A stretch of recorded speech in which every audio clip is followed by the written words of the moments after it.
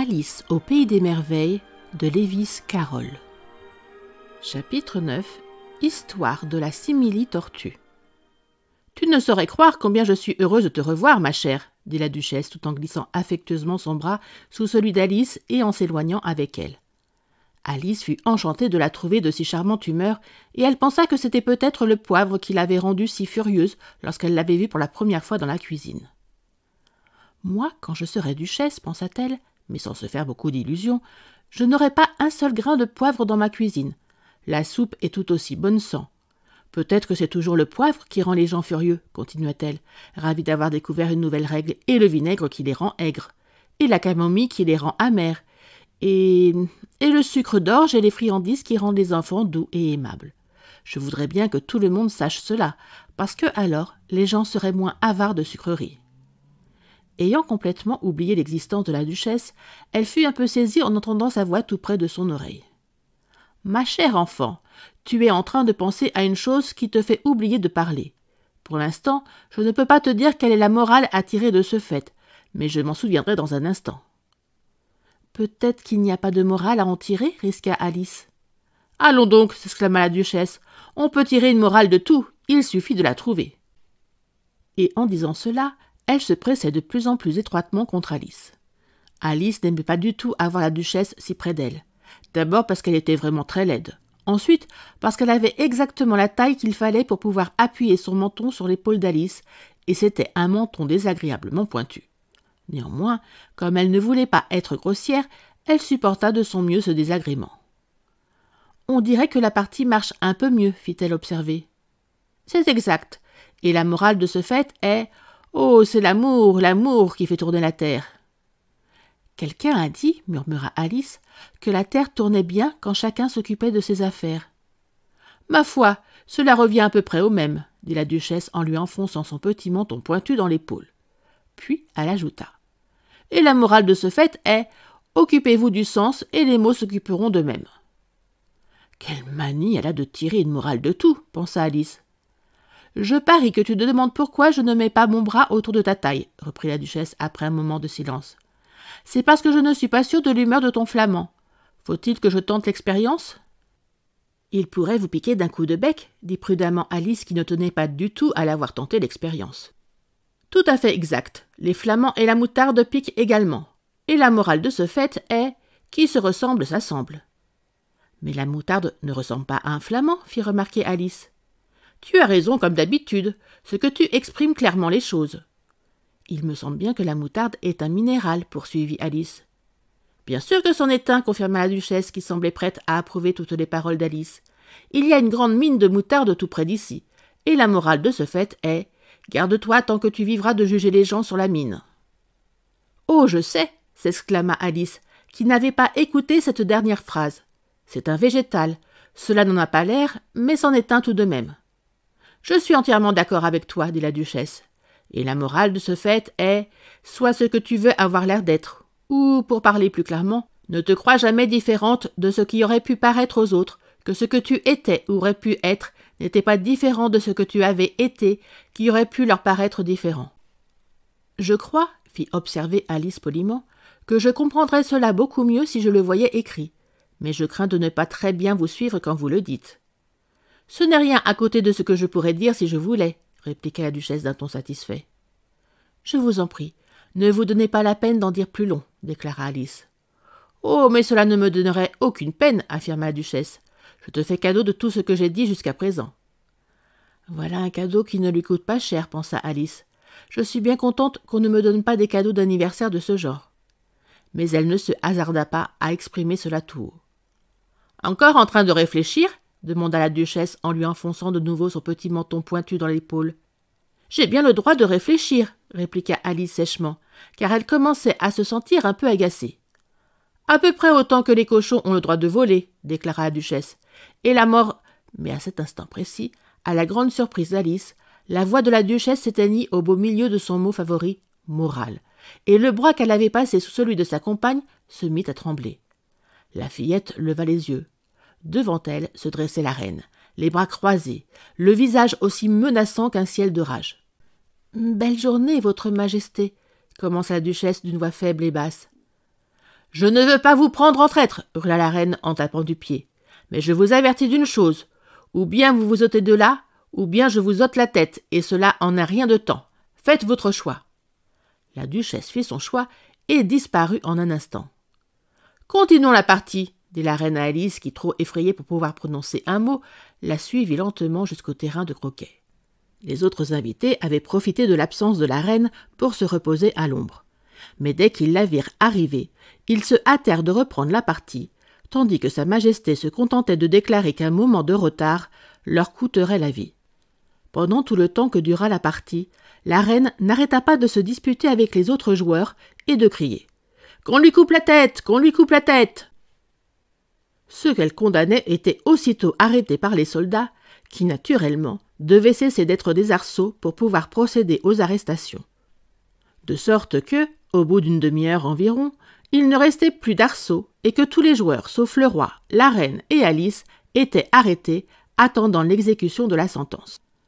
Alors, la reine s'arrêta, toute hors d'haleine, pour demander à Alice « As-tu déjà vu la simili-tortue ?»« Non, je ne sais même pas ce qu'est une simili-tortue. »« C'est ce avec quoi on fait la soupe à la simili-tortue. »« Je n'en ai jamais vu ni entendu parler. »« En ce cas, suis-moi, elle te racontera son histoire. » Tandis qu'elles s'éloignaient ensemble, Alice entendit le roi dire à voix basse à toute la société « Je vous fais grâce. » « Allons, c'est parfait, pensa-t-elle, car le nombre des exécutions ordonnées par la reine l'avait rendue très malheureuse. Bientôt, elles rencontrèrent un griffon qui dormait profondément, étendu en plein soleil. « Debout, paresseux !» cria la reine. « Amène cette jeune fille à la simili-tortue pour que celle-ci lui raconte son histoire. Il faut que j'aille m'occuper de quelques exécutions que j'ai ordonnées. » Sur ces mots, elle s'éloigna, laissant Alice seule avec le griffon. L'aspect de cet animal ne lui plaisait guère, mais elle se dit que, après tout, elle serait plus en sécurité en restant près de lui qu'en suivant cette reine féroce. Aussi, elle attendit. Le griffon se leva et se frotta les yeux, puis il regarda la reine jusqu'à ce qu'elle eût disparu. Alors il se mit à rire tout bas. « Ce que c'est drôle !» dit-il autant pour Alice que pour lui-même. « Qu'est-ce qui est drôle ?» demanda Alice. « Mais elle, voyons, tout cela, elle se l'imagine. En réalité, il n'y a jamais personne d'exécuté, tu sais. Viens. » « Tout le monde ici me dit « viens », pensa Alice en le suivant lentement. « Jamais de ma vie on ne m'a tant donné d'ordre. De ma vie, jamais !» Ils n'étaient pas allés bien loin lorsqu'ils aperçurent la simili-tortue à quelque distance, assise triste et solitaire sur une petite saillie rocheuse, et à mesure qu'ils approchaient, Alice pouvait l'entendre soupirer comme si son cœur allait se briser. « Quelle est la cause de son chagrin ?» demanda-t-elle au griffon, le cœur plein de pitié. Et il répondit presque dans les mêmes termes qu'il avait déjà employés. « Tout cela, elle se l'imagine. En réalité, elle n'a aucun motif de chagrin. Viens !»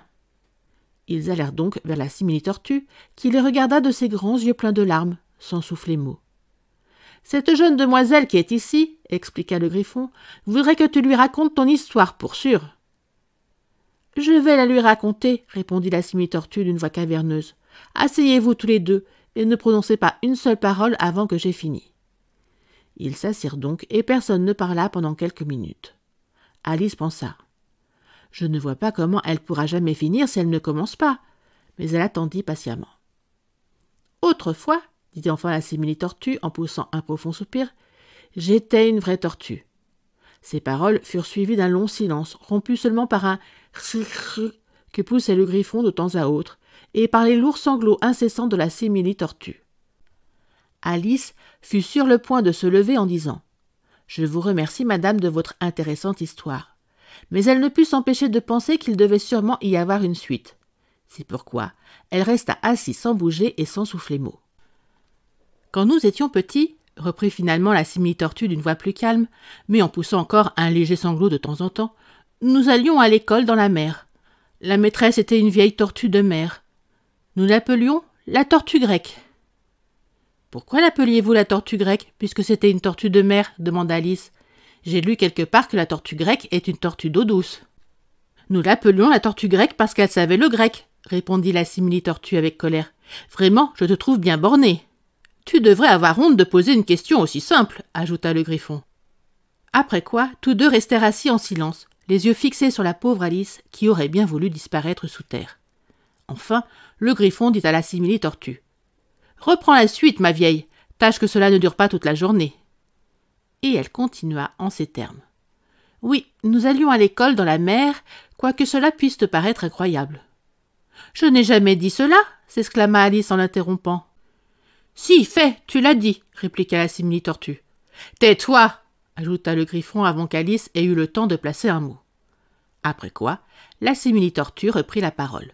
« Nous recevions une excellente éducation. En fait, nous allions à l'école tous les jours. »« Moi aussi je suis allée dans un externat, » intervint Alice. « Vous n'avez pas besoin d'être si fière pour si peu. »« Il y avait des matières optionnelles supplémentaires à ton école ?» demanda la simili-tortue d'un ton un peu anxieux. « Oui, nous apprenions le français et la musique. »« Et le blanchissage ?»« Sûrement pas, » répondit Alice avec indignation. « Ah, dans ce cas, ton école n'était pas fameuse, » déclara la simili-tortue d'un ton extrêmement soulagé. « Vois-tu, dans notre école à nous, il y avait au bas des factures matières optionnelles, français, musique et blanchissage. »« Vous ne deviez guère en avoir besoin, » fit observer Alice, « puisque vous viviez au fond de la mer. »« Je n'avais pas les moyens de me payer les matières optionnelles, » répondit la simili-tortue en soupirant. « Je ne suivais que les cours ordinaires. » « En quoi consistait-il ? » ? Pour commencer, bien entendu, rire et médire, puis les différentes parties de l'arithmétique, ambition, distraction, lédification et dérision. « Je n'ai jamais entendu parler de la lédification, se hasarda à dire Alice. Qu'est-ce que cela peut bien être ? » Le Griffon leva ses deux pattes pour manifester sa surprise. « Comment ? Tu n'as jamais entendu parler de l'édification » s'exclama-t-il. « Tu sais ce que veut dire le verbe « embellir », je suppose. »« Oui, » répondit Alice, qui n'en était pas très sûre. « Cela veut dire rendre quelque chose plus beau ?»« En ce cas, continua le Griffon, si tu ne sais pas ce que c'est que l'édifier, tu es une fieffe et idiote. » Ne se sentant pas encouragée à poser d'autres questions à ce sujet, Alice se tourna vers la simili-tortue et lui demanda « Qu'est-ce qu'on vous enseignait d'autre ?»« Eh bien, il y avait l'ivoire, » répondit la simili-tortue en comptant sur ses pattes, « l'ivoire ancien et l'ivoire moderne, et la mérographie. Puis on nous apprenait à lésiner. Le professeur était un vieux congre qui venait une fois par semaine. Il nous apprenait à lésiner, à troquer et à feindre à la marelle. »« Comment faisiez-vous cela, feindre à la marelle ? » ?»« Ma foi, je ne peux pas te le dire car je l'ai oublié. Quant au Griffon, il ne l'a jamais appris. »« Pas eu le temps, » déclara le Griffon. « Mais j'étudiais les classiques avec un vieux professeur qui était un vieux crabe. »« Je n'ai jamais pu suivre ses cours, poursuivit la simili-tortue en soupirant. On disait qu'il enseignait le patin et la greffe. »« Et c'était bien vrai, oui, bien vrai, » affirma le Griffon en soupirant à son tour. Sur quoi, les deux créatures se cachèrent le visage dans les pattes. « Et combien d'heures de cours aviez-vous par jour ?» demanda Alice qui avait hâte de changer de sujet de conversation. « 10 heures le premier jour, » répondit la simili-tortue, « 9 heures le lendemain, et ainsi de suite, en diminuant d'1 heure par jour. »« Quelle drôle de méthode !» s'exclama Alice. « C'est pour cette raison qu'on appelle cela des cours, » fit observer le Griffon, « parce qu'ils deviennent chaque jour plus courts. » C'était là une idée tout à fait nouvelle pour Alice, et elle y réfléchit un moment avant de demander. « Mais alors, le 11e jour était un jour de congé ?»« Naturellement, » dit la simili-tortue. « Et que faisiez-vous le 12e jour ?» continua Alice vivement. « Cela suffit pour les cours, » déclara le Griffon d'une voix tranchante. « Parle-lui un peu des jeux à présent. » C'est fini. Merci d'avoir écouté cette vidéo. Si cette vidéo t'a plu, tu peux mettre un pouce. Tu peux également t'abonner à la chaîne, c'est gratuit. À bientôt!